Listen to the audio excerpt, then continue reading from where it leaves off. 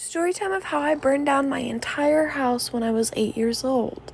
So basically, we had so many candles in the house, I guess just because my mom was obsessed with candles.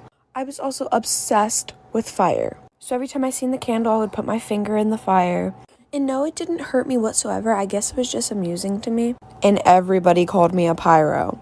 So one day I was scrolling on Musical.ly, and on the Feature Me page, I saw something with a candle. And it was how to make your own candle or something like that. But you had to make your own candle out of a candle. So I went into my room and I closed my door. And the first step was melting the candle all the way. So I lit the candle and then I put a piece of paper in there. I don't know why I did, but I did. And the fire started getting so big, so I lifted the piece of paper and I threw it on my rug. And I didn't want to get in trouble for fire on the floor, so I just left my room and left it alone. And I kid you not, just a couple minutes later, I hear the smoke detector going off. And my older brother screaming. Part 2 of how I burned down my entire house at just 8 years old. So continuing on with the story, after I hear the smoke alarms going off and my brother screaming, I knew exactly what I did. And I blamed it all on my brother. And to this day, they still think it's my brother. Even though it was in my room, but my family believed whatever I said. Anyways, the whole back side of the house was on fire. And we all rush out of the house. And of course, my mom takes care of it. I'm pretty sure she called 911. Well, duh. Sadly, our 2 cats, 2 bunnies, and 4 hamsters were in the house.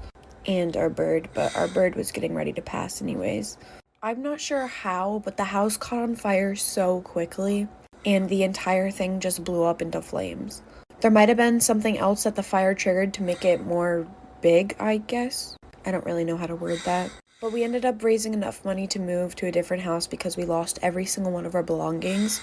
When the house burned down, there was only one wall standing, and it was the wall of pictures of my grandma who passed 10 years ago.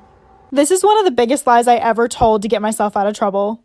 So back in high school, I used to run on the cross-country team, but by no means was I competitive or athletic at all. I was honestly just there for the social aspect of it. All throughout my freshman year of high school, I would literally run to Cold Stone Creamery to get ice cream and bring it back to everyone on my bus. I don't know if that tells you what kind of athlete I was, but yeah.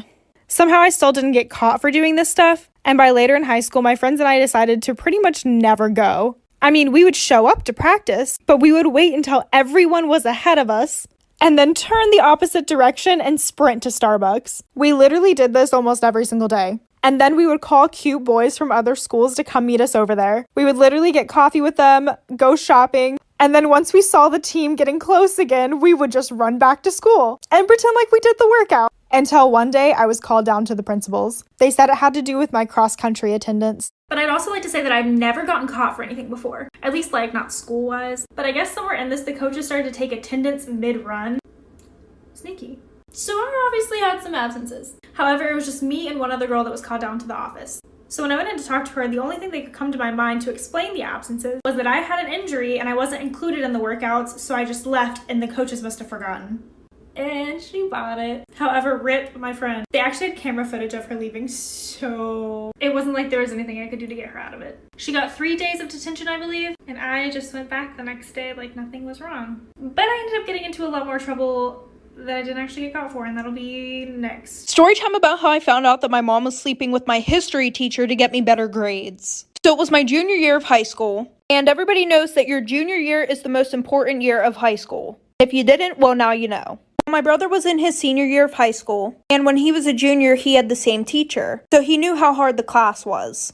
So he would stay up with me every night helping me to pass my history class. Well, the one day I'm at school and I'm taking a test, and I literally did not know anything on the test. And I studied the night before for literally 4 hours straight. So I decided to copy off the girl next to me.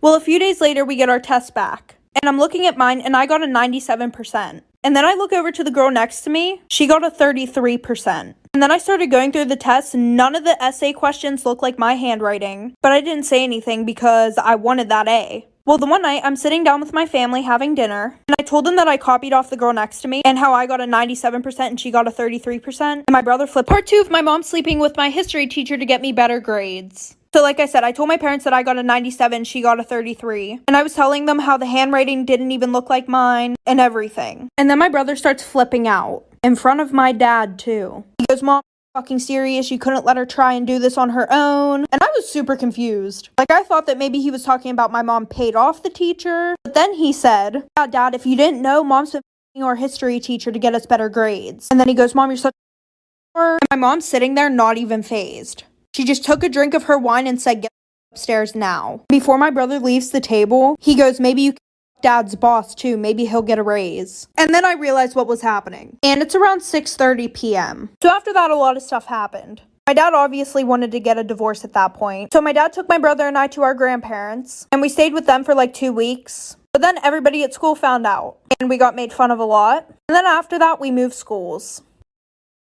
So there was this guy and this girl, and they met through Tinder, and then they met up and they went on this date. And they were out at dinner, and then she starts not feeling so well. And then she says, I really need to go home. And he says, yeah, I'll drive you home. And she says, okay. So then they get to her house, and then she starts feeling better. So then she says, do you want to come in for some coffee? And then he says, yeah, sure. So they go inside, they have their coffee, and then she doesn't feel well again. And she's like, oh, I'm sorry, I don't feel well again. I think you really need to leave. And he's like, okay. And he leaves. And then she goes to bed, and in the middle of the night, she wakes up, and she hears this noise down in her kitchen. And so she locks her door, and she calls the cop. And the 911 operator is just on the other line saying, can you just stay on the line until the cops get there?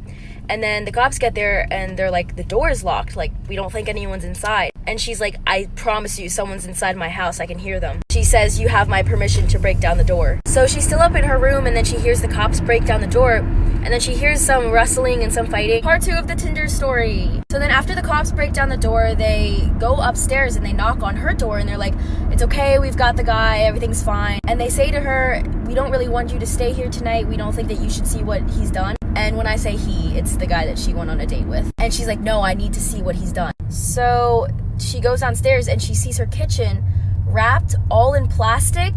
And there's a saw and a hammer and a knife.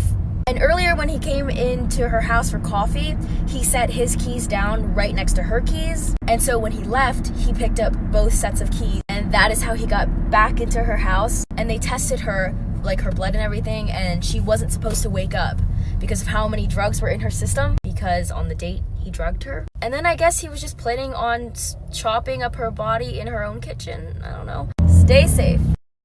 So one day this random guy added me on Snapchat. I added him just because you really never know. It could be my soulmate or something. Like, you know, we're gonna call him Larry. So right when I added Larry, he sent me a snap. Oh, this is the best part. Just wait, sweetie. So it was a photo of a wall with pictures of me, baby pictures of me, even a picture of my cat with like tiny post-its all around it. And in the caption, he was like, I manifested you, you cannot leave anymore. I was kind of scared, so I blocked him. And I remember I left to my grandma's house because I was just really scared to even be in my own house. And so the next morning of me staying at my grandma's house, we got mailed this like big box with like confetti in it. And there was this envelope, and I remember the envelope was like, hey, it's Larry. I told you you cannot leave. And my family's number was there, our address was there, and a bottle of pepper spray. Well, after Larry sends me a box with not